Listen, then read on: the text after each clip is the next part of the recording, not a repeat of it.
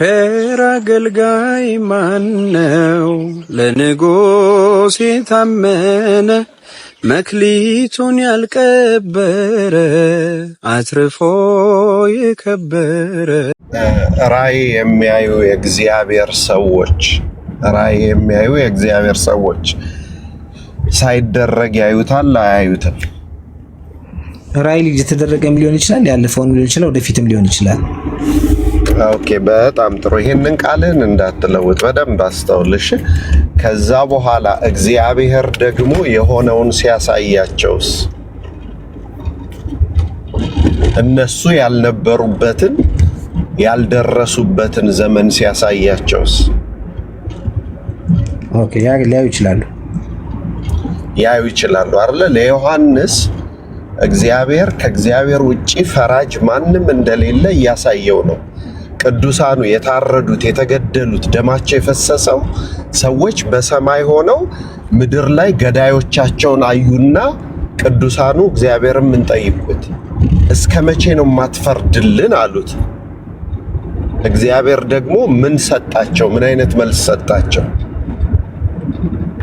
እነሱ ገዳዮቻቸው ምድር ላይ አዩአቸው አይደለ? ከሰማይ ሆነው ስለዚህ አሁን እነዚህ ገዳዮቻቸውን ያዩ ቅዱሳን በሰማይ ነው ያሉት እና ፍረድልን ስለ ደማችን አሉት አይደለ? እግዚአብሔር ደግሞ ምን አለ? መቼ ነው መፈርድላችሁ አላቸው። ያሬዶ ሲያነብል ገና ያልተገደሉ ስላሉ እነሱ ተገለው ሲያልቁ ምን እላለሁ? እነሱ የክብር የሰማዕትነት አክሊል እንደናንተ ካገኙ በኋላ እፈርድላችኋለሁ አላቸው አይደለ? አሁን ይሄ ዮሐንስ ላይቭ የሚያየው ራእይ ነው። ግን እያየ ያለው በሰማይ ያሉ ቀድሞ የተገደሉት ሰዎች አዋቂ ይኸውልህ። አሁን ያሬዶ የነገረን መጀመሪያ ብትሰማው ሚስጥረ ሥላሴ ስትማር ወይንም ደግሞ ስነ ፍጥረት ስናጠና ሰው ከስንት ባህሪያት ተፈጠረ ነው የምንለው? ከሰባት አይደለም? 3 ግብራተ ነፍስ፣ አራት ባህሪያተ ስጋ፣ 3 ግብራተ ነፍስ አይደለም? ለዛ ነው ኢየሱስ ክርስቶስ እኔ የሕያዋን አምላክ እንጂ የሙታን አምላክ አይደለሁም አለ። እዚህ ሰማይም ሄዱ እያለህ ነበረ። በጣም በትህትና ነበር እያስረዳ ያለው። ሰማይም ሄዱ ምድር ላይም ሄዱ አብሯቸው የሚሰራው እነሱ ሕያዋን ስለሆኑ ማለት ነው። እንደውም ቅዱሳን ካወቅ ሞትን ነው የሚመርጡት። ቅዱስ ጳውሎስ ፊልጵስዩስ ሰዎችን ምንድን ነው ያላቸው?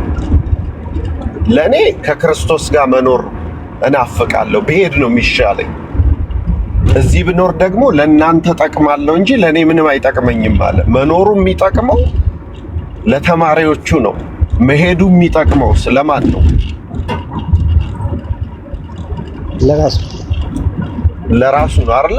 አሁን እኔ አንድ ጥቅስ ልጨምርልህና ወደ ያሬዶ ራዕየ ዮሐንስ ምዕራፍ 14 ቁጥር 13 እናውጣለን።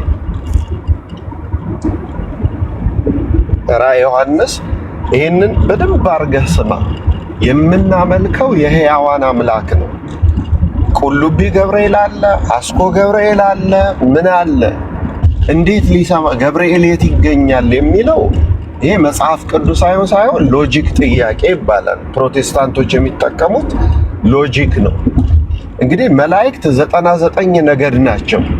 አንድ ሰይጣን በዚህ ሰዓት አሁን እኔና አንተን ተነስቼ አዲስ አበባ ኮንትራክት ታክሲ ቢይዝልህና በየሬስቶራንቱ በየሆቴሉ በየሞቴሉ አንኳኩቶና ሌላውን አጥያት አንኳኳና እያንዳንዱ የተዘጉ ሆቴሎችን አስከፍት ብልህ ስንት ዘማዊ ታገኛለህ? እያንዳንዳቸውን ዘማዊዎች ሰብስበ ግን እንዴት ባለትዳሩ ምኑን ሰብስበ እንዴት እንዲህ ታመነዝራለህ ብትለው ሰይጣን አሳሳተኝ ይላል። ሰይጣን ግን ስንት ነው? አንድ አይደለ እንዴ? እንዴት ዓለምን ሞልቶ ይሄን ሁላ ሰው በአንድ ሌሊት ማሰናከል ቻለ ታዲያ? ይሄውን አየህ፣ ሎጂክ ነው እንጂ መጽሐፍ ቅዱሳዊ ጥያቄ አይደለም። መጽሐፍ ቅዱሳዊ ጥያቄ የአባቶቻቸው አምላክ የት ይሄዳል ብለህ ብትጠይቀን የአባቶቻቸው አምላክ አብሮ እንደሚሰራ እነግራለን። አሁን ያሬዶ ያነብልሃል። በደንብ ስማ። ይሄንን ራእይ 14 13ን አንብብልን። በጌታ የሚሞቱ ሰዎች ምን እንደሚሆኑ። እሺ ከሰማይም ይላል ከእንግዲህ ወዲህ በጌታ የሚሞቱ ሙታን ብፁዓን ናቸው። መንፈስ አዎን ከድካማቸው ያርፉ ዘንድ ስራቸውም ይከተላቸዋል ይላል ብለህ ጻፍ የሚል ድምፅ ሰማሁ ይላል። አየው አሁን የዚህን ይሄኛውን ሰማው፣ የቅድሙን ሰማም አየም። ስለዚህ በጌታ የሚሞቱ ብፁዓን ናቸው ሲል መንፈስም አዎ ብፁዓን ናቸው ከድካማቸው ያርፉ ዘንድ ስራቸው ይከተላቸዋል ብለህ ጻፍ። እንግዲህ አሁን እነ ጳውሎስ እነ ጴጥሮስ ስንት ዓመት እንደተሰቃዩ እንደተንገላቱ ነፍሳቸው ከስጋቸው ስትለይ ለነሱ እረፍት ነው። ማጋ መሄድ ጌታ ጋር መሄድ። ስለዚህ የአባቶቻቸው አምላክ ጋር ሲሄዱ ምን ይሆናል? የበለጠ ጸጋቸው ክብራቸው በዝቶ እንትን ይላል።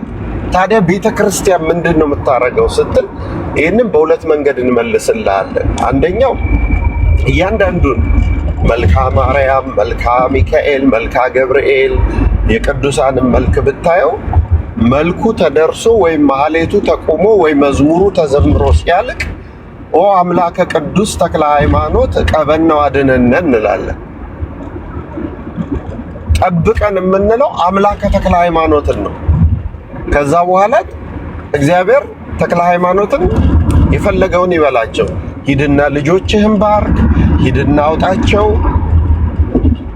እነ ዳንኤል እና አናንያ እና አዛርያ እነ ሚሳኤልን መልአኩን ልኮ ሲያድናቸው ንጉሱ ምንድነው ያለው? ከነሱ በቀር አምላክ ሌላ የለም፣ መልአኩን የላከ የነሱ አምላክ የተመሰገነ ይሁናል።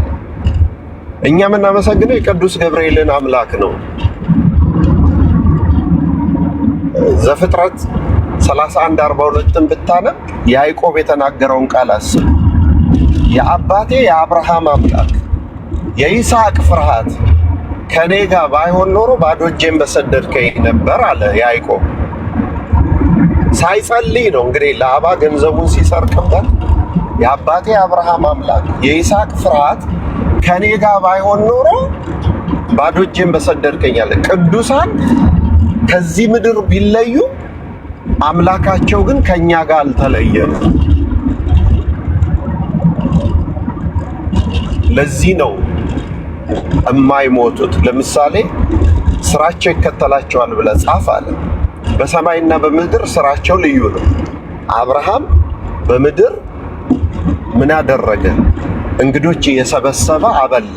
እንግዳ መቀበል ነው ስራው የአብርሃም አይደለም። የአብርሃም በምድር ስራው እንግዳ መቀበል ነው። በሰማይ ግን ምግብ ስለሌለ አልዓዛር ሞቶ ሲሄድ በአብርሃም እቅፍ አስቀመጡት። በሰማይም ነፍሳትን የሚቀበለው አብርሃም ነው። እንግዲህ አየህ፣ ቅድም ያሬድ ያነበበልህ መዝሙር ያሬድ ያነበበልህ ይህንን ነበር። በሰማይ እንዲቀበሏቸው ያለው ነፍሳትን የሚቀበለው አብርሃም ነው። ስራው ተከትሎት ሄዶ እና ያሬዶን ከሰማው በስነ ፍጥረት ትምህርት ህያዊት፣ ለባዊት፣ ነባቢት ነፍስ ናት። ነፍስ ለምን አትሞትም? በፍርድ ቀን እንኳን መልስ የምትሰጠው ነፍሳችን ናት። ምክንያቱም ስለማትሞት ለፍርድ ጌታ ጋር የምትቀርበው ነፍሳችን ናት፣ መልስ መስጠት ስላለባት። እና መላእክት መንፈስ ናቸው። መንፈስ ደግሞ እዚህ ያለ እዚህ የለም አትለው። መላእክት አሁን እኛ በስዕል ስለናቸው ስላየ ገብርኤል ይህንን ነው የሚመስለው አይደለም። ያ ከመጽሐፍ ቅዱስ ያነበቡትን ጠቢባን ወስደው ሳሉት እንጂ ገብርኤል እሳትና ነፋስ ነው። ነፋስ የሌለበት ሀገር አለ? ንገረኝ። ነፋስ የሌለበት ሀገር አለ? የለም አይደል? ስለዚህ ዘይሬስዮሙ ለመላእክቲሁ መንፈሰ ወለለ ይትለአክሙ ወነደ እሳት፣ መላእክቱን መንፈስ አድርጎ ፈጠራቸው። እና ያሬዶን ከሰማኸው ያቺ ነገር በአንዴ ሁሉም ቦታ መገኘት ይችላሉ ማለት ነው። ዲያቆን በጥቅስ ከሄድን አሁን ይኸውልህ አንተ ጋር ትንሽ ያለው ኮንፊውዥን ምን መሰለህ? በምታነበው ጥቅስ ከሄድን በጥቅስ እኛ እንረታለን። ለምሳሌ መዝሙር 33ን ባወጣው የእግዚአብሔር መልአክ በሚፈሩት ሰዎች ዙሪያ ይሰፍራል ያድናቸውም አላል። ያሬድ ኖርዝ ካሮላይና ነው።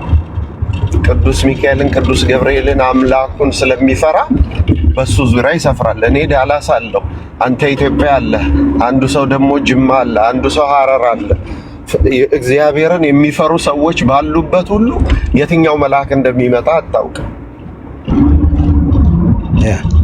ገብርኤልን ለምኛው ሚካኤልን ቢልክልኝ ይኸውልህ ማሰብ ያለበት በጥቅስ ከሄድን መላእክቱን ስላንተ ያዛቸዋል ይለኛል። 100,000 መላእክት ቢልክልኝ ስለኔ አልቀበልም። ይቻላል። አረዳድህ ምንድነው መሆን ያለበት? አምላካቸው ምን ያደርጋል ብለህ ተረዳ። የቅዱስ ገብርኤል አምላክ ምን ሊያደርግ ይችላል? ቅዱስ ገብርኤልን ጠራሁት። ተግባብቻለሁ። ዲያቆን ከእርሱ ጋር በደንብ አሁን አግኝቼታለሁ። እርሱ አሁን የሶምሶን እናት ሶምሶን ሲጸነስ ምን አረገች? መልአኩ መጣና የሚያረክስ ነገር እንዳትበይ አላት አይደለ? ታስታውሰዋለህ? መጽሐፈ መሳፍንት ላይ የሚያረክስ ነገር ምን እንዳትበይ አላት እና መልአኩ ሄደ።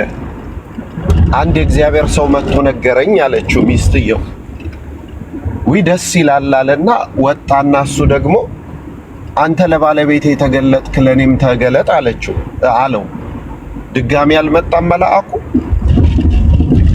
ስለዚህ አማኝ ስትሆን ይሄ ነው እንግዲህ የሚጠቅምህ። አማኝ መሆን ማለት ነው መጽሐፍ ቅዱስን አማኝ መሆን የሚጠቅምህ ምን ያደርግልሃል?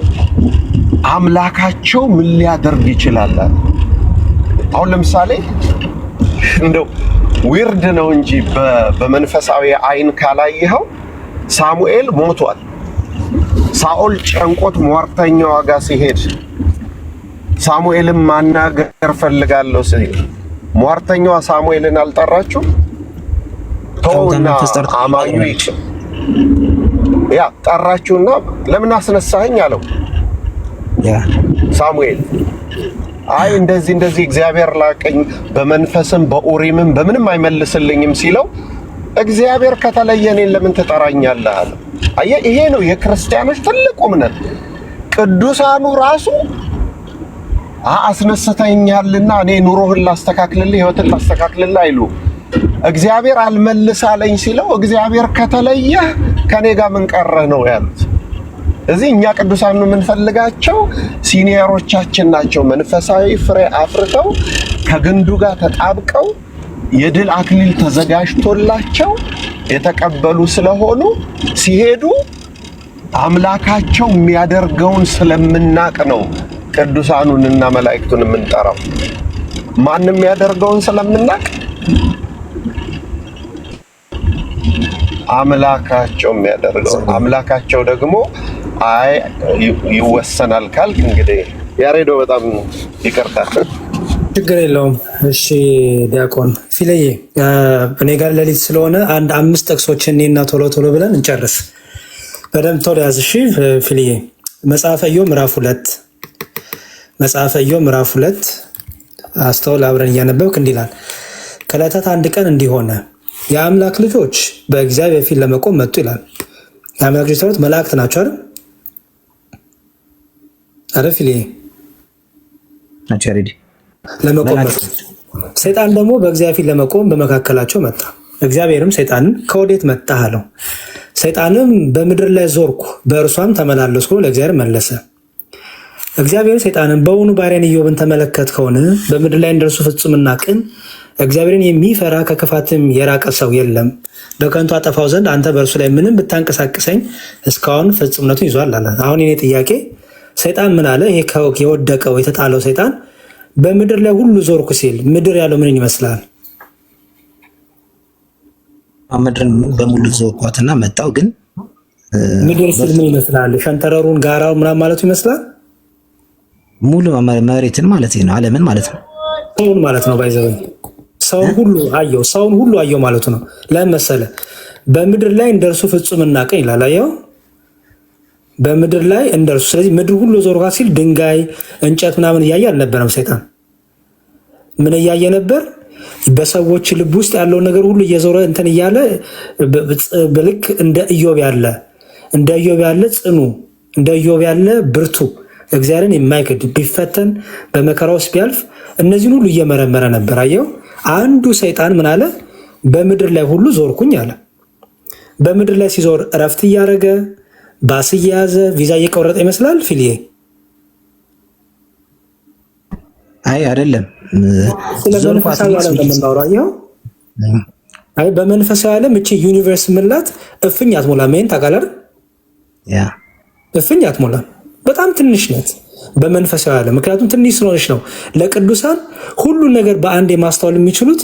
ጸጋ እግዚአብሔር ሲገለጥላቸው እንደው ይቻለ ምን ስለሆነች በመንፈሳዊ ዓለም ምን ስለሆነች በጣም ሚጢጢ ትንሽ ስለሆነች አየህ የወረደው ይሄ ከክብር የተዋረደው ሰይጣን በምድር ላይ ሁሉ ዞርኩኝ በእርሷም ውስጥ ተመላለስኩ አለ።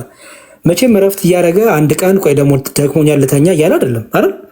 ለሰይጣን ሲሆን ምንም ችግር የለውም። ለከተቀበልን ደግሞ በክብር ያሉ በእግዚአብሔር ጸጋ ያሉ እነዚህ በሞገስ ያሉ ቅዱሳን መላእክት እነ ገብርኤል እነ ሚካኤል ከእግዚአብሔር ጸጋ የተነሳ እግዚአብሔር አንድ እነሱ እንደ እግዚአብሔር በሁሉ ቦታ ማንነታቸው ይገኛል እያልን አይደለም። ከእግዚአብሔር ጸጋ የተነሳ እግዚአብሔር በቅስፈት በአይን ጥቅሻ አንተንም እኔንም እንዲረዱ ማድረግ አይችልም።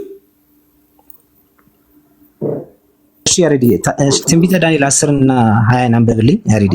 እሺ ትንቢተ ዳንኤል ይሄን ተግባባን መጀመሪያ አወጣናል። እሺ ከዚህ ጋር ስለሚጋጭ የሀሳብ እስቲ ምን ትለዋለህ አንተ? ደግሞ ምንም ችግር የለውም።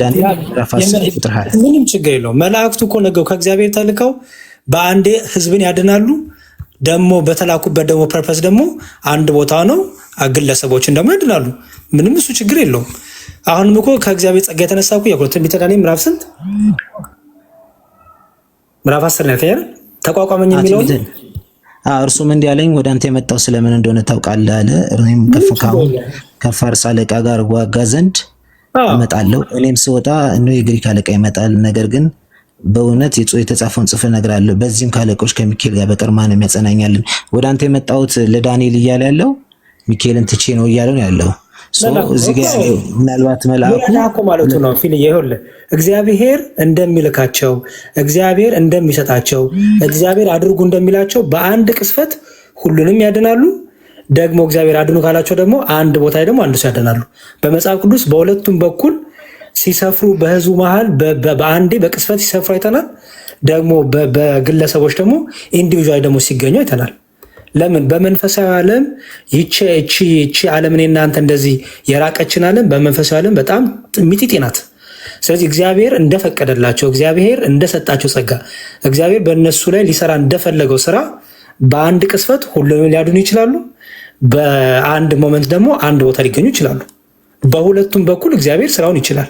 ምክንያቱም ከእግዚአብሔር ጸጋ የተነሳ የሚለውን አስምርበታው ነው። ያሬዲ እሺ ልቀጥል። ሌላ ላሳየህ፣ ቶሎ ላሳየህ። ሉቃስ ችግር የለውም ፊል ይሄ እኮ ህይወት ነው።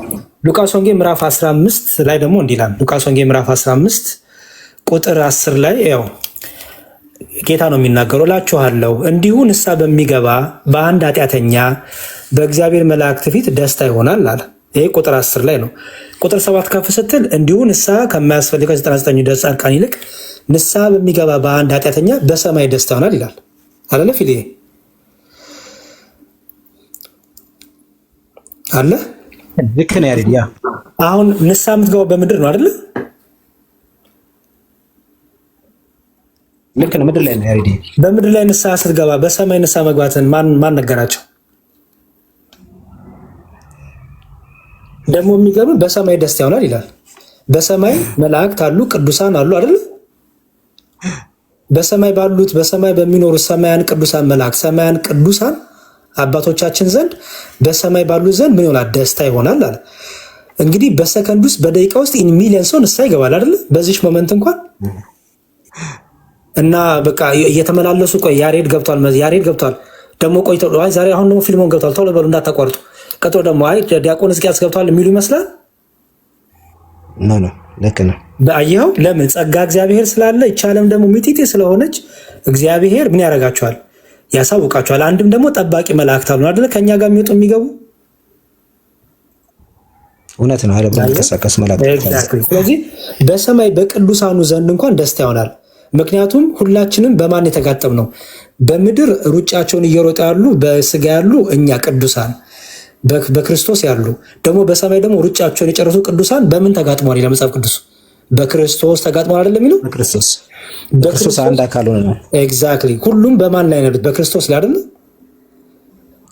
በስጋ ስለሌሉ በስጋ መሞታቸው ከክርስቶስ ላይ ያስገነጥላቸዋል፣ ያስወጣቸዋል። ምን አልከኝ? ያሬዲ በስጋ መሞታቸው ለምሳሌ ቅዱስ ጳውሎስ ከክርስቶስ ጋር ነው አይደል ያለው? ክርስቶስ ላይ ነው አይደል?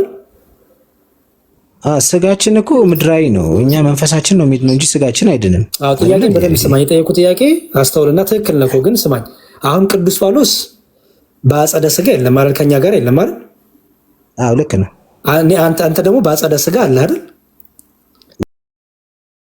ልክ ነው። ሁለታችን ግን የት ላይ እንገናኛለን? እና ቅዱስ ጳውሎስ ክርስቶስ አካል ላይ ክርስቶስ አካል ላይ ተጋጥመን። አዎ ልክ ነው። ልክ ነው። ኦኬ ገባኝ። ከዛ የተነሳ ምን አለን ማለት ነው? ህብረት አለን አይደል? አይ ህብረቱ ለምንድን ነው? ህያውነት ስላለ ክርስቶስ ህያው ነው በባህሪው። እሱ ማንም የማይሰጠው የማይቀማው ህያው ነው። ከሱ የተነሳስ በሱ ላይ ያሉት ደግሞ ቅርንጫፎች ምንድን ናቸው?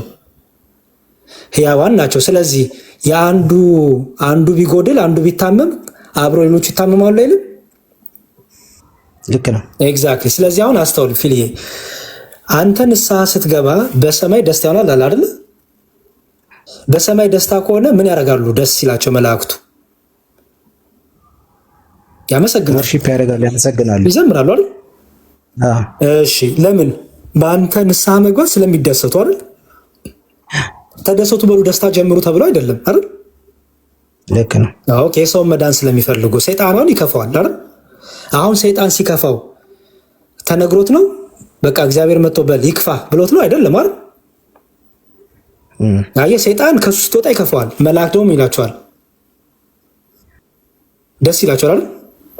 ምክንያቱም ደስታ ይፈጥራል። በጣም ጥሩ። ንስሐ ባለመግባትህ ኦፖዚቱን ስራው። አሁን ንስሐ ባትገባስ ማን ደስ ይለዋል? ሰይጣን ደስ ይለዋል። ጥሩ በመስራት ደግሞ መላእክቶች በእግዚአብሔር ዘንድ ወርሺፕ እና ትልቅ ደስታን ያከብራሉ ይላል መጽሐፍ ቅዱሳዊ ነው። ትክክል ነው። ኖ ንስሐ ባለመግባት ፍሊፕ አድርጎ ባለመግባት አጋንንት ነው ደስ የሚለው። መላእክትስ ምን ይላቸዋል? በሰማይስ ምን ይሆናል?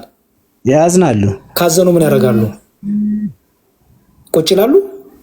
ተደስተው ከዚህ ካዘኑ ምን ያደርጋሉ? ስለአንተ አይ ሌላ ነገር ነው እንጂ አላውቅም። ያሬዲ ምንም እኮ ማወቅ የጠበቅም ፊልዬ፣ ቀላል እኮ ነው። ስለአንተ አስተውል።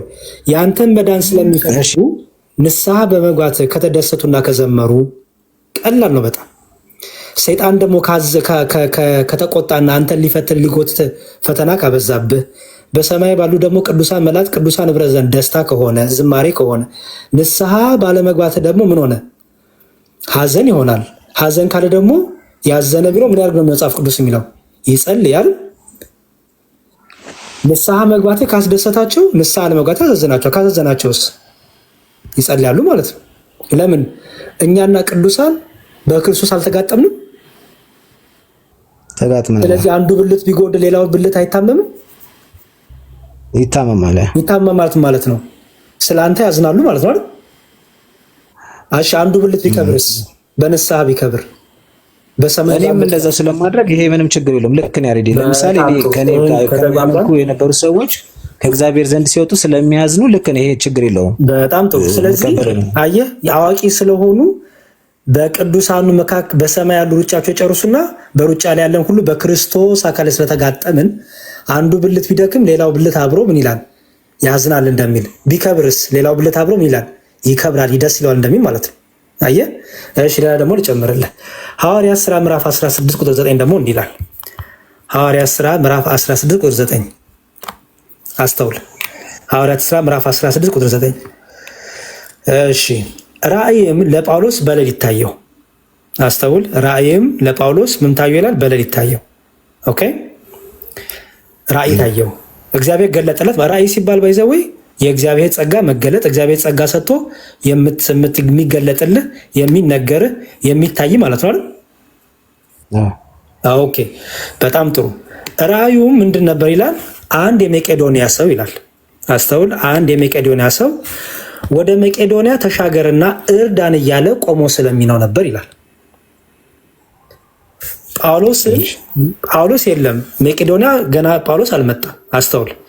ይህ ሰው ጳውሎስን እንድትመጣ እያለ ይለምነው ነበር፣ ግን የለም እኮ ጳውሎስ በመቄዶንያ የለም። ይሄ ሰው ደግሞ በሕይወት ያለ ሰው ነው፣ የውሸት ሰው አይደለም። ወደ መቄዶንያ ተሻገርና እርዳን እያለ ቆሞ ሲለምነው ነበር ይላል። ማንን? ጳውሎስን። ጳውሎስ መቄዶንያ አልሄደም። መቄዶንያ ሳይሄድ ይሄ በሕይወት ያለው ሰው ጳውሎስን ቆሞ ይለምን እንደነበረ በምን አወቀ ጳውሎስ?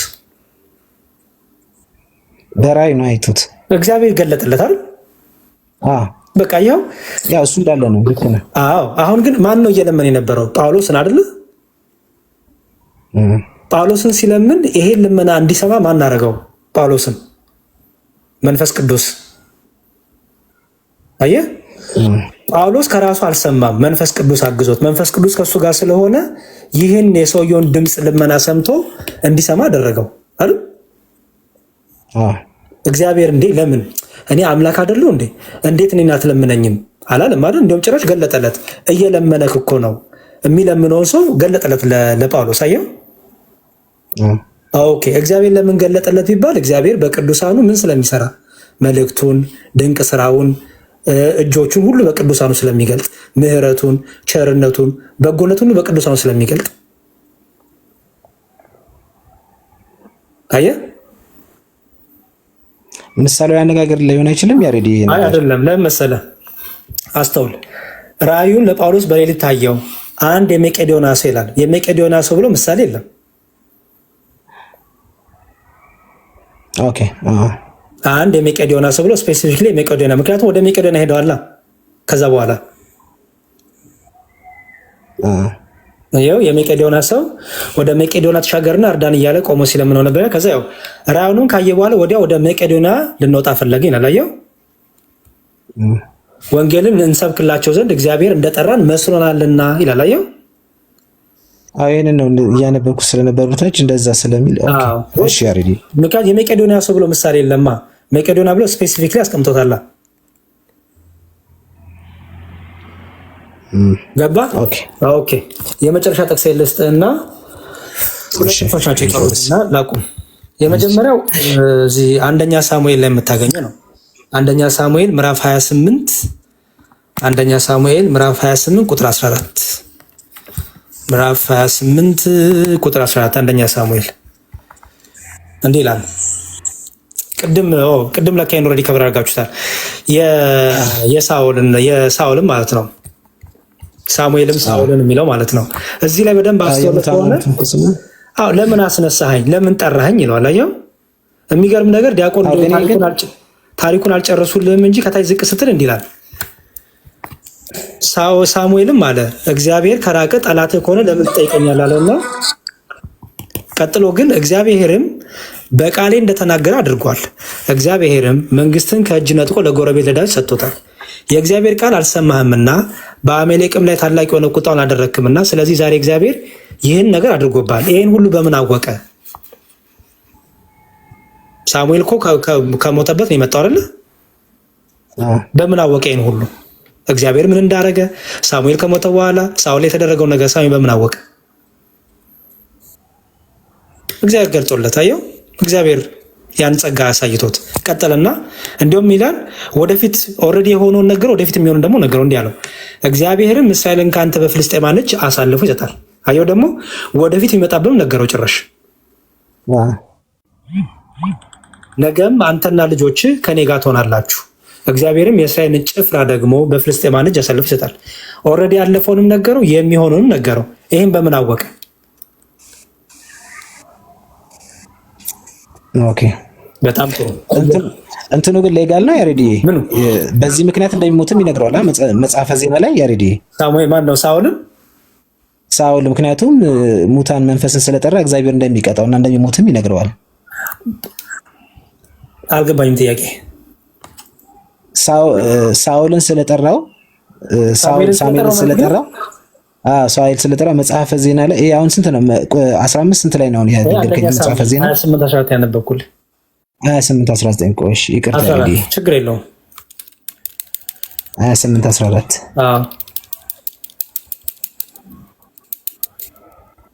አዘጋጅ ከዛ ጥቅስ ሌላውን ጥቅስ ልስጥ አንድ ስለቀረችኝ እሺ ጨርስ ሁለተኛ ዜና ላይ ደግሞ ሄድ ሁለተኛ ዜና 21 ላይ የመጨረሻ ጥቅሴች ናት ሁለተኛ ዜና 21 12 ላይ ሁለተኛ ዜና 21 12 እንዲህ ይላል ያው ሁለተኛ ዜና 21 12 እሺ ቀዳም እንደ ያሉት እሺ ይቅርታ ሁለተኛ ዜና ካልዕ እሺ 21 12 እንዲህ ይላል ከነቢዩም ከኤልያስ እንዲህ የሚል ጽሕፈት መጣበት የአባቴ ዳዊት አምላክ እግዚአብሔር እንዲህ ይላል በአባት በኢዮሳፍጥ መንገድ በይሁዳም ንጉሥ በአሳ መንገድ አልሄድክምና በእስራኤል ነገሥታት መንገድ ግን ሄዳልና የአካብን ቤት እንዳደረገ ይሁዳንና በኢየሩሳሌም የሚኖሩትን እንዳመነዝሩን አድርገሃልና ከአንተ የሚሻሉትን የአባትን ቤት ወንድሞች ገድላልና እነሆ እግዚአብሔር ሕዝብንና ልጆችን ሚስቶችንም ያለን ሁሉ በታላቅ መቅሰፍት ይቀስፋል እያለ ይቀጥላል። ይህ ጥያቄ ኤልያስ በዚህ ጊዜ በሕይወት በምድር ላይ ነበር አልነበረም? ከየት አመጣኝ ጽሕፈት? በመገለጥ ነው በመገለጣ ከነቢዩም ከኤልያስ ጽሕፈት እኮ ነው የመጣበት ደብዳቤ እኮ ነው የመጣበት ከኤልያስ ጻፈ ደብዳቤ ኤልያስ ይሄን በምድር ላይ ነው ይሄን መልእክት የጻፈው አይደለም በሕይወት አልነበረም ይሄን ሁሉ ደግሞ በምን አወቀ ጭራሽ ደግሞ ከኤልያስ እንደሚጽፈት መጣበት ይላል ምክንያቱም በእንትና ጊዜ አልነበረም ኢዮሳፍጥ ከአባቶቹ ጋር አንቀላፋ በዳዊትም ከአባቶቹ ጋር ተቀበለ ልጁም ኢዮራም በእርሱ ፋንታ ነገሰ ይላል ኢዮራም ንጉስ እያለ አልነበረም በምድር ላይ አልነበረም ኤልያስ ኦኬ አሁን ይሄን ማረጉ እንደው መለኮት ሆነ እግዚአብሔር ሆነ አትለውም ግንስ እግዚአብሔር ድንቅ ስራውን በኤልያስ በኩል ገለጠ እግዚአብሔር የሚያስፈልገውን መልእክቱን በኤልያስ በኩል በመወደደው በኩል ድንቅ ስራውን ሰራ ከጸጋ እግዚአብሔር የተነሳ ከመንፈስ ቅዱስ ኃይል የተነሳ ቅዱሳኑ አዋቂያን ናቸው ሰማያን ናቸው በክርስቶስ ደግሞ የተጋጠምን ደግሞ በአዲስ ኪዳን ያለን ደግሞ እዚህ ቆሮንቶስ ላይ እንደሚናገረው ፊልዬ አንደኛ ቆሮንቶስ ምዕራፍ 12 ላይ እንደሚናገረው ይኸው አንድም ብልት ቢሰቃይ ብልቶች ሁሉ ከእርሱ ጋር ይሰቃያሉ አንድም ብልት ቢከብር ብልቶች ሁሉ ከእርሱ ጋር ደስ ይላቸዋል አለና በብልቶች መካከል ምን የለም ማለት በብልቶች መካከል መለያየት የለም ማለት ነው ስለዚህ ስንት ብልቶች አሉ ማለት ነው በሰማይና በምድር ብልቶች አሉ ቅርንጫፎች አሉ ምን የሆኑ በምድር ያሉ ሩጫቸውን ያሉ አይደለ ገና ያልጨረሱ በሰማይ ደግሞ ሩጫቸውን የጨረሱ እነዚህ ሁሉ ግን አንለያይም ለምን በአንዱ አካል በክርስቶስ ላይ ስለተጋጠምን አየው እግዚአብሔር አካልን አገጣጠመው ይላል ኦኬ አሪዲያሽ መልካም ብዙ አበዛብኝ መስለኝ አይ አላበዛብኝም ኢትስ ኦኬ ወንድሜ ተባረክ በጣም ነው የማመሰግነው ምንም ችግር የለውም ፊልዬ ዲያቆን እስቂያስ መምህር ፍቅረ ማርያም አለው መምህር ቃለ ሕይወት ያሰማልን አስበ መምህራን ያድርልን ግሩም አማን በአማን አንዲት ደቂቃ ብቻ ወንድም አለም ከፈቀድክልኝ እስኪ አንድ ጥያቄ ልጠይቅ ነበር መፍረድ መግደል ማዳን ዋጋን መስጠት የእግዚአብሔር ባህሪ ነው አይደለ ወንድም አለም እሺ ያው የእግዚአብሔር ባህሪ ነው እንግዲህ መፍረድ ለምሳሌ ይህን ሁሉ እልፍ አላፋት ህዝብ ዋጋ ይሄ ነው የሚሰጠው እግዚአብሔር ነው አይደል ፍርድ የሱ ነው ጥሩ አንዲት ነገር ላሳይህ በዚያን ጊዜ ጴጥሮስ መልሶ እንዲህ አላቸው ጴጥሮስን መልሶ እነሆ ሁሉን ትተን ተከተልንህ እንግዲያስ ምን እናገኝ ይሆን አሉት ምን አላቸው ኢየሱስ ክርስቶስም እንዲህ አላቸው እውነት እላችኋለሁ እናንተስ የተከተላችሁ በዳግም የሰው ልጅ በክብሩ ዙፋን እጹብ ድንቅ በሚቀመጥበት ጊዜ እናንተ ደግሞ በ12ቱ የእስራኤል ነገድ ስትፈርዱ በ12ቱ ዙፋን ትቀመጣላችሁ ኢማጂን ብራዘር ትሪሊየን ሚሊየንስ ኦፍ ህዝብ በየቀኑ የሚያደርገውን አሟሟታቸውም አጠራራቸውም አወላለዳቸውም በተለያየ ዘመን ላይ ግን ሐዋርያት በመጨረሻው ሊፈርዱ በፍርድ ዙፋን ላይ አየው ስትፈርዱ በ12 እስራኤል ዙፋን ላይ ትቀመጣላችሁ። የዛን ሁሉ ህዝብ እንዴት አውቀው ነው የሚፈርዱት? ወንድም ማለት ነው። እቺ ንገረኝ እስኪ። መጨረሻው ላይ ይላል እንደዚህ ይላል። ይሄን መጽሐፍ ቅዱስ የተቀበለው የሚለው ስለሆነ እንቀበላለን። ከሞቱ በኋላ ነው አቃላ ከሞቱ በኋላ ኤንድ ኦፍ ዘ ዴት ማለት ነው። የመጨረሻ ዘመን ላይ ጌታ ኢየሱስ ክርስቶስ በክብር በሚገለጥበት ሰዓት ላይ 12ቱም ከሱ ጋር ትፈርዳላችሁ ብሏል። መጽሐፍ ቅዱስ የተጻፈውን ግድ ነው እንቀበላለን ይላል። ታወቁ ጥያቄ እንዴት አወቁ ነው ማለት ነው። የዚህ ሁሉ ህዝብ ማለት እነሱ ከሆነ እኔም አንተም ማስረጃ የለንም፣ ግን ያው የተጻፈው መጽሐፍ ቅዱስ ላይ አለ ብለን እንቀበለዋለን እንጂ ልክ ነው የማያውቁትን ይፈርዳሉ ማለት ነው። እንደዛ አይደለም። አሁን ከያሬድ አሪፍ ነገር እያወራን የነበረ ጌታ ኢየሱስ ክርስቶስ በሰጣቸው ጸጋቸው ሊፈርዱ ይችላሉ። እኔ አሁን ፍቅረ ማርያም እዚህ ጋር አቴንሽን የነበረው በራሳቸው ያላቸውን እውቀትና ከእግዚአብሔር በተሰጣቸው እውቀት የሚለውን ነገር አንደርስታንድ አሁን አሪፍ ነው ያለው ምልከታ ይቻለው። በእግዚአብሔር በሚሰጣቸው ምልከታ ያውቃሉ፣ አክሴፕት አድርጌያለሁ። እኔ የነበረኝ ጥያቄ በራሳቸው ሊያውቁ ይችላሉ ወይ የሚለውን ነበረ። በደንብ ተመልሶልኛል። መልካም ታንኪዩ። ግን ማህተም ይሄ ማህተም ነው። ኢቭን ራሱ አላዛር ላይ ታስታውስ ከሆነ የነነዌን የነ አላዛርን ታሪክ ስታይ ሲኦል ውስጥ ሆኖ አንደኛው በገነት ላይ ያወሩ ነበረ። እንዴት በምድር ላይ ሆኖ ኢቭን አይደለም በምድር ላይ ሆነን በሲኦል ውስጥ ነው እንኳን በገነት ላይ ካሉት ጋር ይነጋገራሉ። ፍጹም የሆነች እውቀታቸውን ነው። ለምን እግዚአብሔር የባህሪ ኦምኒሰንት ነው፣ ኦምኒፕሮዘንት ነው፣ ሁሉን አዋቂ ነው። ቅዱሳን ደግሞ በእኔ የሚያምኑ እኔ የማደርገውን ከዛም በላይ ያደርጋል ስለሚል የእሱን ባህሪ ይሰጣቸዋል። ይቆየን። እሺ መልካም ፊልዬ። አሁን ያሉ ሉቃስ ወንጌል ምዕራፍ 16 ላይ የምታኘው ታሪክ ነው። ታውቀዋለህ አይደለ? ያላዛር እና ጥያቄያችን ብዙ ጊዜ ከፕሮቴስታንት ወንድሞች ጋር ስናወራ አንደኛ አብርሃም በምን አወቀ? ይሄ በምድር ላይ ያለው ሰው ተመችቶት ባለጸጋው ተመችቶት ደልቶት ሞቆት ይኖር እንደነበረ በምን አወቀ? ድሃው ደግሞ ተጎሳቅሎ ይኖር እንደነበረ በምን አወቀ? መልስ ምንድነው አሁን የሚሆነው ማለት ነው? በእግዚአብሔር ጸጋ ያው ነገሮችን መረዳት ይቻላል። ነፍስ አዋቂ ስለሆነች ደግሞ ጸጋ እግዚአብሔር ከነሱ ጋር ስላለ አየህ። ስለዚህ ነፍስ በባህሪዋ ምንድናት ማለት ነው? አዋቂ ናት፣ ተናጋሪ ናት እና ደግሞ ህያዊት ናት አይደል? ይሄ ባህሪዋ በህይወት በስጋ እያለችም በስጋ ውስጥም እያለች አለች። ከስጋ ተለይታም ይቀጥላል። የሚቆም ነገር የለውም። ምክንያቱም ከሞት በኋላ ስንነሳ እንዲሁም ጭራሽ አንደኛ ቆሮንቶስ እንደሚናገረው ምንድነው የሚለው? ሰማያዊ አካል አይደለም የሚለው። ስለዚህ ያ ሰማያዊ አካል እኮ የምንይዘው አዋቂ ተናጋሪ ሕያው ነፍስ እኮ ስላለችን ነው። አየህ አሁን አብርሃምና ሙሴ ማን ነው? ሙሴና ኤልያስ በደብረ ታቦር ተራራ ጌታ ጋር የተገለጸው ሙሴ ከስዛም የሞተ ነው አይደለ? ቀብሩ ራሱ የማይታወቀው ነው፣ ግን የሞተ ነው። ታውቃለህ አይደል? ከነቢያትና ከእንትና የምታወራቸው ልክ ነው። ሙሴ ከየት መጣ? አየው አሁን ስለ መንፈሳዊ ዓለም ነው የምናወራው። አሁን በስጋ ዓለም እንዴት ምናምን ትላለህ። ምክንያቱም ገና የሙታን ትንሣኤ ገና አልተደረገም አይደል? ግን ሙሴ መጥቶ ከክርስቶስ ጋር አውርቷል። እንዲሁም ጴጥሮስ ስለሰማ አይደል እንዴ ምን ያለው? ጴጥሮስ ስላየ ስለሰማ አይደል? በዚህ መኖር ለእኛ መልካም ነው። አንድ ድንኳን ለአንተ እንስራ። አንድ ድንኳን ለማን አለ? ለሙሴ። አንዱን ደግሞ ለኤልያስ አላየህ? ስለዚህ አየው ምሳውን በመንፈሳዊ ዓለም ስታወራ የእምነት ጉዳይ፣ የመንፈሳዊውን ጸጋ፣ የመንፈሳዊውን ኃይል፣ የመንፈስ ቅዱስን ድንቅ ስራ፣ ለቅዱሳኑ የሚሰራው ለቅዱሳኑ የሚገልጠውን ጥበብ፣ ማስተዋል፣ እውቀት፣ የእነዚህ የቅዱሳን ነፍስ ደግሞ በእግዚአብሔር ዘንድ ምን ያህል የተወደደች እንደሆነች ክብር እንደሆነች ከነሱ ጋር እግዚአብሔር ስራቸው እንደሚከተላቸው ቅድም ዲያቆን እንደነገሩ ስራቸው ይከተላቸው ማለት ነው። ፊልዬ የሰሩት ስራ በምድር እስከ ሰማይ ድረስ ይሄዳል ማለት ነው። አንድም ደግሞ ሌላ ምንድን ነው? ቃል ኪዳናቸው ይከተላቸዋል አይደል? የእግዚአብሔር ጸጋ ይከተላቸዋል አይደል? እሺ እስቲ እንጂ ትንሽ እኔ እንደዚህ መጽሐፍ ቅዱሳዊ ነገሮች እንደዚህ ትንሽ ደፍሬ ለመናገር ማላውቀው ስለሚደብረኝ ነው። ናጀስ ምንም ችግር የለውም። ይገባኛል ፊልዬ። ግን የእግዚአብሔር ጸጋ ይከተላል። ምክንያቱም ጸጋ እግዚአብሔር አይርቃቸውማ ፊልዬ። ጸጋ እግዚአብሔር ይርቃቸውማ አዋቂነታቸው፣ አየህ ተናጋሪነታቸው፣ አስተዋይነታቸው ከየት ይመጣል? ቅዱስ ጳውሎስ እኮ ቅድም ዲያቆን እንደነገሩክ ነው በሰማይ ያለው ህይወት የተሻለ ነው። እኔ በሞት ይሻለኛል ያለው ለዛ አይደል?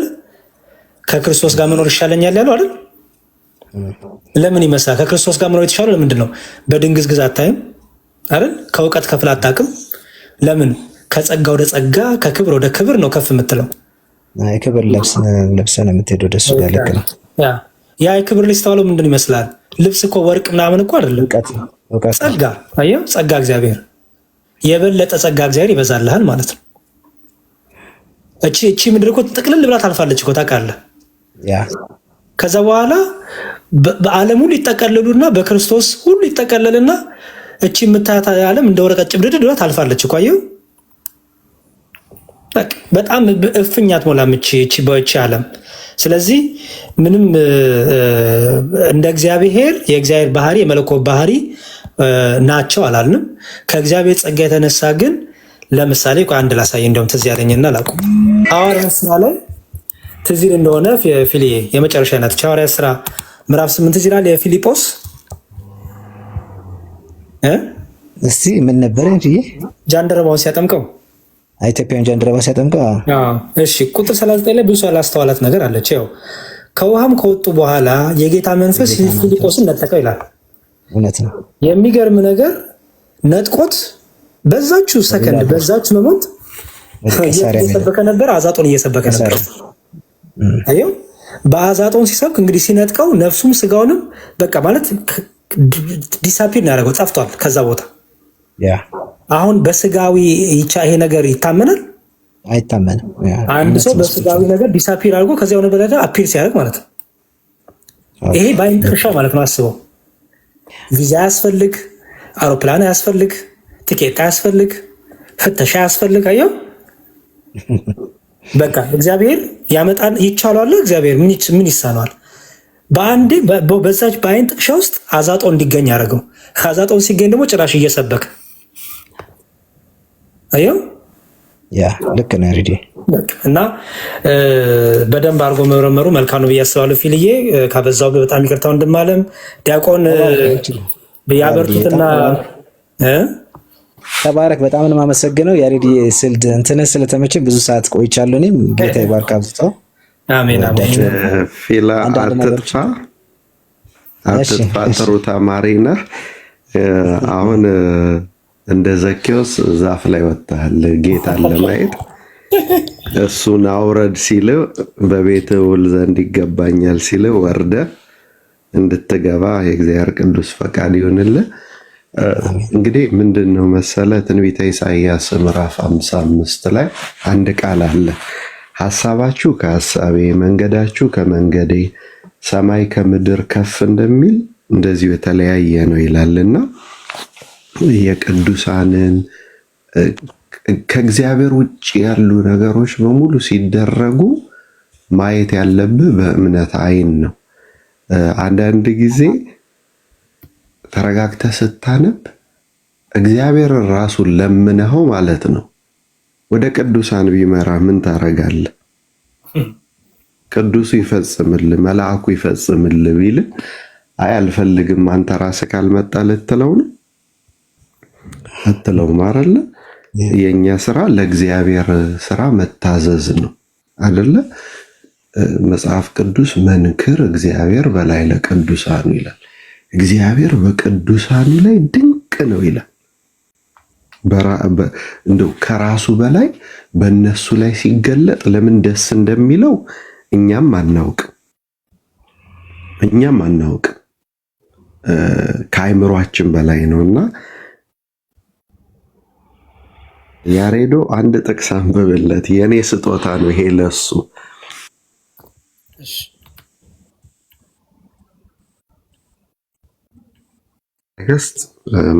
ሁለተኛ ነገሥት ምዕራፍ 19 ቁጥር 34 ሙሉ ታሪኩን ነው የምታነበው። ይሄ የኔ ታሪክ ስለሆነ የሕዝቅያስ ታሪክ ስለሆነ ማለት ነው። ሁለተኛ ነገሥት ምዕራፍ 19 እሺ ከቁጥር 1 ጀምሮ ብታነብለት ጥሩ ነው፣ ግን እንዳናስቆየው ስለቸኮለ ችግር የለም። ዛሬ ሳትተኛ በደንብ አንብበው። በቃቺ መዝጊያ ጥቅስ ናት የምትሆነው።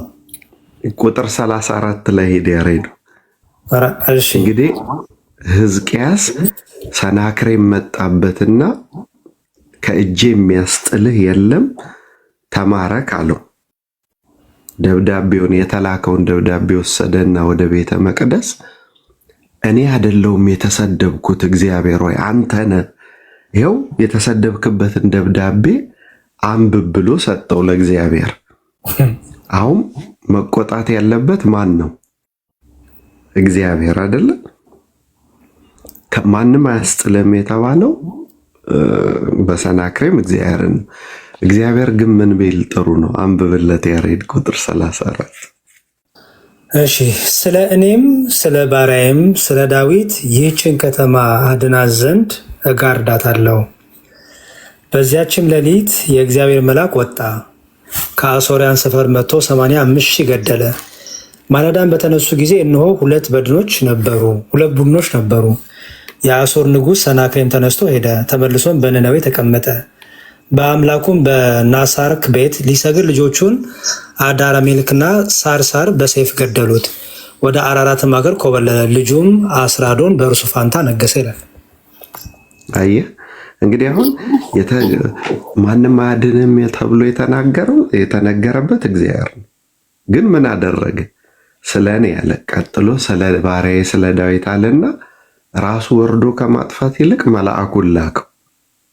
አሁን ይህንን እኛ በምን መመርመር እንችላለን? ሕዝቅያስ የጠየቀው ናና ፍረድ፣ ተሰድበሃል፣ ተነቅፈሃል ይኸው ብሎ ነው ደብዳቤውን አንብበ ያለው። እንደውም ኢሳይያስ ላይ ይህንኑ ጥቅስ ሄደህ ስታነበው ምን ይላል? አፍንጫውን ይዤ ሰንገዋለሁ፣ ወደዚሽ ከተማ አይመጣባትም፣ ቅጥር እንኳን አይደረድልባትም ነው የተባለው። እና እግዚአብሔር በቅዱሳኑ ላይ ድንቅ ነው። ሞቱም ኖሩም እግዚአብሔር በቅዱሳኑ ላይ ድንቅ ነው፣ በመላእክቱ ላይ ድንቅ ነው። ጥቅስ ብንደረድርልህ መሽቶ ይነጋልና እንደ ዘኬዎስ ዛፍ ላይ ወጥተሃል፣ ኢየሱስን ሳታይ ሲጠራ ሰምተህ ወርደህ ወደ ብርሃን ሳትወጣ እንዳታደር ማለት ነው። ይሄ ነው ያለኝ። እግዚአብሔር ይስጥልኝ። አሜን አሜን። ፊልዬ በጣም እናመሰግናለን ስላዳመጥከንም ስለሰማህንም በጣም ታንኪዩ። እግዚአብሔር ይርዳ። ምናፍቀውን እንግዲህ ወደ ቤተክርስቲያን ተመልሰ ከኔ ጋር አብሮ ያደገ ነው ዲያቆን፣ ከኔ ጋር አብረን አፈር ፈሽተን የሚባለውን ታሪክ በደንብ ያሳልፍንን እና እኔ ማስመርመር አለባችሁ ትወይን ነው የምትመስሉት እና ወደ ቤተክርስቲያን እኔ ብኖር አንተ ፕሮቴስታንት አትሆንም እለዋለሁ ብዙ ጊዜ እና ግን ደግሞ ምንም እንትን የለውም። እንደዚህ እየተማርን እግዚአብሔር መንፈስ ቅዱስ ወደዚህ ወደምናፍቀው እኔ ፊሊሞን ተመልሶ ሁላችሁም ፍቅራችሁን ግለጹለት ባይዘወይ ወደዚህ ተመልሶ ከመንትያዬ ከወንድሜ ጋር ባገለግል እግዚአብሔርን ባመሰግን ደስታዬ ነው። ጥያቄዎቹን ሁሉ እንዲህ የመጣ ጠይቆ የሚመለስበት የቤተክርስቲያኗ ትምህርት ሰዎች የሚያወሩት ምናምን ሳይሆን ኦርቶዶክሲያን ምን ያምናሉ፣ እንዲህ ሲሉ ምን እያሉ ነው። እርግጠኛ ነኝ ዛሬ ፊልዬ ብዙ ነገር አይተሃል፣ ምን እያልን እንደሆነ ከመጽሐፍ ቅዱስ መረጃም እየሰጠነ እምነታችን ይሄ ነው። ብዙ ጊዜ ግን ብዙ ውሸት ይዋሻል። የማንለውን አላችሁ፣ ያላልነውን መልአክ ታመልካላችሁ፣ ከእግዚአብሔር እኩል አረጋችሁ ይባላል። ግን ይኸው አንድም ያሳየው ነገር ላይ ጸጋ እግዚአብሔር እያልን ነው ያሳየን እና ሌሎችንም እንደዚሁ ቀስ እያለን እንደ እግዚአብሔር ፍቃድ እንፈታለን ብዬ አስባለሁ። ያንተን መልእክት ልስምና ልጨርስ። እንግዲህ ፊልዬ እኔ ጋር በጣም ሌሊት ያሬድዬ በጣም የምወድህ ከበፊትም ጀምሮ ሀምብል በጸባይህም ብዙ ነገር አብረን አሳልፈናል። እኔ በጣም ትልቅ ሪስፔክት አለኝ ለአንተ ወንድም ነህ። ከበፊትም ጀምሮ ረጅም ነው። ከማንም ሰው በላይ እዚህ ካሉት ሰዎች የተሻለ እውቀት አለኝ። ጌታ አብዝቶ ጸጋውን ይጨምርልህ። አሁንም እኔ እስካሁን ድረስ ያየሁት ነገር መልካም ነው። አትሊስት ያሉትን ጥያቄዎች እየመጣሁ ጠይቃለሁ። ያሬድዬ ማለት አሁን ባለበት ኮንዲሽን ቶታሊ የእውነት ነው የምነግርህ ስለ እግዚአብሔር ቃል ሀሳቤን ጥያለሁ ወይ እመጣለሁ የሚለው ነገር ሳይሆን ብዙ ጥያቄዎች አሉብኝ። ጀስትን ፊት ለፊትም ባላገኘህ መምጣት አይቀርም ሚዜም ስለሆንኩኝ ብዙ የምናወራቸው ነገር አለ። ላስት ታይምም ብዙ አጋጣሚ ጊዜ ስላልነበረ ነው እንጂ ብዙ ጥያቄዎች አሉ፣ እናወራለን። በጣም ጌታ ይባርካችሁ። ደስ የሚል እኔ በእንደዚህ በሰላማዊ ንግግር በጨዋ ንግግሮች ደስ ይለኛል ብንማማር። እውቀት ለሁላችንም መልካም ነው ብዬ አስባለሁ። ተባረኩ። ስለሰጣችሁን ጊዜ በጣም ነው የማመሰግነው። ዲያቆንም ፍቅረ ማርያም ሁላችሁንም በጣም ነው የማመሰግነው። ተባረኩልኝ። ያሬድዬ አንዳንድ ጥያቄዎችን በእንትንህ ላይ ቴሌግራም ላይ ዋትሳፕ ላይ እልክልሃለሁ። ኢትዮጵያ ስመጣ ግን በደንብ ስለምቆይ በአካል ተገናኝተን ደግሞ ስለ ልጅነታችንም እያወራን እየገለጥን እናወራለን። ቤቴ ወደ አንቺ ልመጣ ነው። እንደሱ እናደርጋለን። ፊልዬ ጥያቄዎችን በደንብ ሰብስብ አከማችተህ ጠብቀኝ። እንደ እግዚአብሔር ፍቃድ። እሺ አሬዲ። እሺ እሺ ቪዲዮ በጣም ተባረኩ። አንተ ጋር ያው እሺ እሺ በሰላም ለደረ ያብቃ። ሰላሙን ወንድሜ። አሜን። ሰላም ያገናኘን። እሺ ተመስገን። ትልቅ ነገር ነው። እግዚአብሔር ይመስገን። እግዚአብሔር በብዙ እየረዳን ነው። ዲያቆን ቤት እያለሽ ነው ትልቅ ነው እንትን ድምጽ አይሰማም ነበር ያልከኝ ነበር። በጣም ተኛሽ እንዴ? እኔ አሁን ልተኛ ነው እኮ።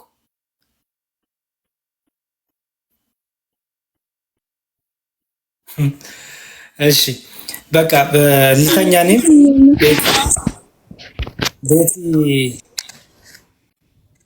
ቤቲ ይሻልሽ?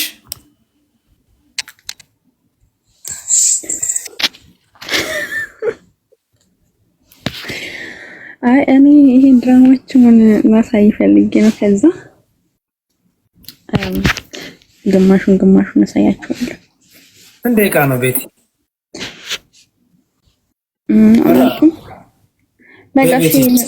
በቃ ሌላ ቀን። አሁን ይሄን የተማረው ነገር እንዳታጠፊብን። መልካም በቃ እኔ እለጥፍላችኋለሁ። ያስተምራሉ። እሱም ሲያስተምሩ ጥሩ።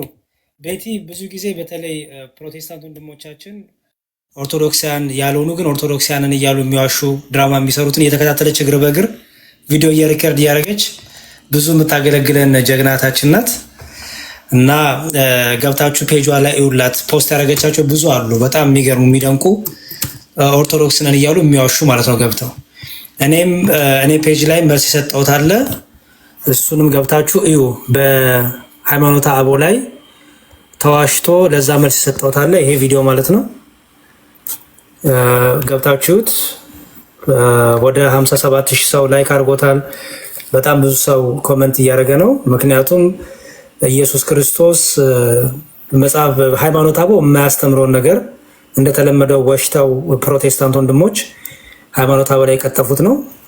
ለሱ መልስ የሰጠውበት ነው እና ሙስሊሞቹም ይሄን ይዘው ብዙ ነገር ሲዋሹ ስለምሰማ መልስ ያስፈልጋል የሰጠውበት ነው። ገብታችሁ ለዚህ ወንድም የተሰጠው መልስ ሃይማኖተ አበው ላይ ተዋሸውን እዩ። ቤቴ ላይም ገብታችሁ ኤፌሶን ብላችሁ ብዙ ነገር ታገኛላችሁ። እሷ ጋርም ዲያቆን ሕዝቅያስን ፎሎ አድርጉ፣ መምህር ፍቅረ ማርያም ፎሎ አድርጉ።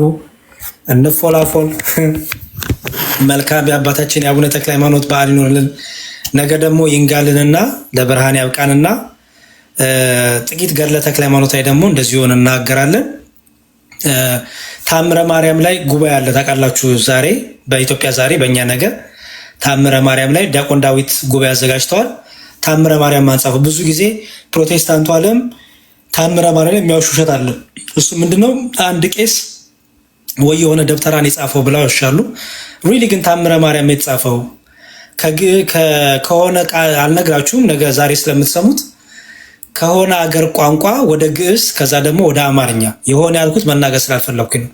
ሳላውቀው ቀርቼ አይደለም፣ ግን እናንተም እንድታውቁ ስለምፈልግ ነው። በአማርኛ የኢትዮጵያ ጸሐፊ ወይ ደግሞ የኢትዮጵያ አንድ ቄስ ወይ በፕሮቴስታንት አባል ደብተር የጻፈው አይደለም። ኦኬ። ስለዚህ ዲያቆን ዳዊት እዚህ በታምረ ማርያም ላይ የምርቃት ፔፐራቸው ማስተርሳቸውን የሰሩ ናቸው። ታምረ ማርያም ላይ ብቻ ማለት ነው። ስለዚህ ጥሩ ጉባኤ ይኖረናል በያስብ ያለው ብዙ ነገር እናገኛለን። ሁላችሁንም እግዚአብሔር ይስጥልኝ። ዲያቆን ሕዝቅያስ መምህር እንግዲህ ባጎደልኩ ባጠፋው ሁለት ታላላቅ መምህራኖች ያላችሁ ታላላቆቼ አርሙኝ፣ አስተካክሉኝ። የሚታረም ነገር ካለ ከትምህርቴ ወይም ከድል ስጣችሁና እርማቴን ተቀብዬ እንደተኛ ማለት ስህተትም ካረኩኝ ዲያቆን እርማት አለኝ። ያ ትልቅ እርማት አለ። በጣም ነው የተሳሳትከው። የልጅቷን የሰርግ ፎቶ ልታበላሽ ስለሆነ በቀሩት ዘመናት በጊዜ ተኛ ቢያንስ 8 ሰዓት እዚህ ውስጥ ሲያመሽ የምታዩ ሰዎች በሙሉ አውግዙልኝ። ልጅ ይሄው ነው እርማት። አሜን አሜን። ዲያቆን እሺ፣ እግዚአብሔር ይስጥልኝ። ዲያቆን ፍቅረ ማርያም መምህርዬ፣ እኔ ደግሞ የማርመው እርስዎን ነው። ለምን መሰሎት? እሱ በተኛ ቁጥር ብዙ ነፍሳት ይሞታሉ፣ ይጠፋሉ እና እንደነ ተክልዬ ተክለ አብ፣ ተክለ ወልድ፣ ተክለ መንፈስ ቅዱስ 24 ሰዓት እንደማይተኛው በቀን 2 ሰዓት ብቻ ነበር የሚተኛው እና ብዙ ነፍሳትን እያዳነ ነው። ኦፍኮርስ የሙሽራ ፊት መውዛት አለበት። በሀገራችን ቋንቋ ብዙ ነገር እንክብካቤ ያስፈልገዋል። ወለቴ እሷም ያው ጾም ነው እንጂ ቅቤ መቀባት አለባት። ብዙ ነገሮች አሉ በሙሽራ እንትን እና ግን ነፍስ you are the ambassador of God ይለዋል ሊቁ። እናንተ በእውነት የእግዚአብሔር ባለሟል ጠበቃ ተወካይ ናችሁ። የምዕመናን ልብ ከመድማት ያዳንክ መዝሙረ ያሬድ ወንድሜ አባቴ ገና ሕፃን ነህ፣ ግን አባቴ በእግዚአብሔር በሰጠ ጸጋ ልክ እነ አቡነ አረጋዊ አባት ገና ወጣት እያለ አባት እንደተባለ የመምህራንን ልብ የምታሳርፍ የምዕመናንን ልብ የምታሳርፍ ያው ታውቃለህ፣ እኔ የመንፈስ ቅዱስ ንስር ብያለሁ። ፈጣን ተኩላው ቤተክርስቲያንን ሊያናውጣት ሲል እንደነ ጴጥሮስ ተነስ፣ እንደነ ዮሐንስ አፈወርቅ ተነስ፣ ቅዱስ ሚካኤል ተነስ እንደምንለው አንተን አስነስቷል። ታች ኮሜንት ሲያደርጉ ነበር ምዕመናት። በእውነት ቤት ከፍቼ የአንተ ሪኩዌስት ሲደርሰኝ ዘግቼ ነው ወደዚህ ልማር የመጣሁት። ላስተምር እንኳን አልነበረም የመጣሁት፣ ልማር ነው። ምክንያቱም ሰይፍን ይስለዋል እንጂ ባላይ ላይ ይጨመርልኛል እና ያስተማሩኝ ከ40 ዓመት በላይ ያስተማሩ መምህራን እግር ስር ቁጭ ብዬ ተምሬያለሁ። እግዚአብሔር ይመስገን ገና እማራለሁ። እነሱ ጋር ያለው መንፈስና አንተ ጋር ያለው መንፈስ ይደንቀኛል። ማለት ምን አይነት ጸጋ ነው! መታደል ነው። ውዳሴ ከንቱ ልጥልህ ፈልጌ አይደለም። ወንድም አላ በርታ፣ ትጋልን። እርግጠኛ ነኝ በዚህ ትጋታችሁኝ አንድ እግዚአብሔር እንዳለ ሁሉ አንድ ሃይማኖት የሚሆንባት ዘመንም ሩቅ አይደለችም። መምሬ አባቴ ዲያቆን ሕዝቅያስ በትንሽ ነው ማውቀውት፣ ግን የሚናገሩት ስራዎት በጣም ይደንቀኛል። ይበርቱ ምዕመናን። እንደው ይህንን ልጅ ያዙልኝ። ተው መዝሙረ ያሬድን አንደኛ በጸሎት ያዙልኝ በልቦናችሁ። ኢትዮጵያ ውስጥ ሰው እናጣለን፣ ሰው እናገኛለን። ደግሞ እንደገና የሆነ ፈተና እንዳይደርስባቸው አንደኛ በጸሎት በልቦናችሁ ሸሽጋችሁ ያዙልኝ። ስውሩን አኩተላ ቢሰውርህ ግሩማ መላእክት እንደ ደመና ይክበቡህ። መምህር መዝሙረ ያሬድ ዲያቆን መምህር መዝሙረ ያሬድ እንደው ያዙልኝ በልቦናችሁ ውስጥ አትሙልኝ፣ በመብርሃን አትሙልኝ፣ ያዙልኝ። አይዞ በሉት፣ አውሩት። ሰርጉ ደግሞ ሊመጣ ነው። እንደው ብትችሉ መላው ምዕመናን እንደው በመድኃኔዓለም ሼር አድርጉና እኔም እመጣለሁ በአውሮፕላን። መብርሃን ታውቃለች፣ ስመጣ ዝም ብዬ አልመጣም። አንዳንድ ያሉኝን እንቁዎችም ይኑረኝ ኦፓል ምንም ይኑረኝ እግዚአብሔር ከፈቀደ እንግዲህ ይዤ እመጣለሁ። ብቻ ወገኖቼ በእውነት ነው የምላችሁ፣ እየቀለድኩ እኮ አይደለም። አንድ ሰው ቢታመም ለምሳሌ አንድ ዶክተር የሆነ ከበሽታ ከካንሰር ከሆነ ነገር ግኝት ቢያገኝ ይደነቃል። ስንት ሺህ ነፍሳትን እኮ ወደ ሕያው አምላክ ወደ እውነተኛው ክርስቶስ ያዳነው። እናንተንም ጠብቆ ሌሎችንም አላቅም። ብቻ እግዚአብሔር ዋጋህን ይመልስ። እመብርሃን ወላዲተ አምላክ እመሕይወት እመብርሃን ወላዲተ አምላክ ከፊት ከኋላ ተምራ ሁሉን ነገር ምልዕተ ጸጋ ነችና ታስተካክልልህ። ይቆየን። አሜን አሜን። እግዚአብሔር ይስጥልኝ። እንግዲህ ሁላችን ፍጻሜ ያሳምርልን፣ እንዳንታበይ፣ እንዳንመጻደቅ፣ በትዕቢት እንዳንወጠር አባቶቻችንን የትህትና መንፈስ፣ የጥብዓት የጭከና መንፈስ፣ የትህትና የእውቀት የማስተዋል የእምነት መንፈስን ያደለ አባቶቻችን አምላክ ለእኔም ለሁላችንም ለወንድሞቻችን ለእኔም ለታናሽ ወንድማችሁ ለደካማ ወንድማችሁ አድለኝ። ሁላችሁን ኪዳነ ማርያም እያላችሁ አስቡኝ፣ እንተሳሰብ። ሁላችንም ቲክቶክ ላይ የሚያገለግሉንን ታላላቅ ወንድሞቻችን መምህራንን ሁሉ አስቧቸው። በጸሎት በዝማሬ የሚያገለግሉንን አባቶቻችን ካህናት፣ ዘማሪያን እህቶቻችን በክህነታቸው የሚያገለግሉንን ቀሲስ ቴዎድሮስ፣ ቀሲስ ዲበኩሉ፣ ሌላ ቀሲስ ቴዎድሮስ፣ ሌሎችም ብዙ በእስልምና ላይ የሚሳተፉ ወንድሞች እህቶቻችን፣ በፕሮቴስታንት ላይ በሁሉም እንደ አቅማቸው የሚሮጡ የሚታገሉ ወንድምናቶቻችንን በጸሎት አስቧቸው። ከዚህ በላይ እንዲያስተምሩን፣ እንዲተጉ፣ እንዲበረቱ ጸጋ መንፈስ ቅዱስ እንዲበዛላቸው፣ ጥበብ ማስተዋል እንዲበዛላቸው፣ የሰማይ መስኮት፣ የጥበብ መስኮት፣ የማስተዋል መስኮት፣ የሚስጥራት መስኮት፣ የእግዚአብሔር ደጆቹን እንዲከፍትላቸው በጸሎት አስቧቸው። ሁላችንም ፍጻሜያችን ያሳምር። ለክቡር ሥጋ ለክቡር ደሙ ያብቃን። እግዚአብሔር ይስጥልኝ። ዲያቆን ሰላም ይደሩ። መምህር ፍቅረ ማርያም ደህና ዋሉ።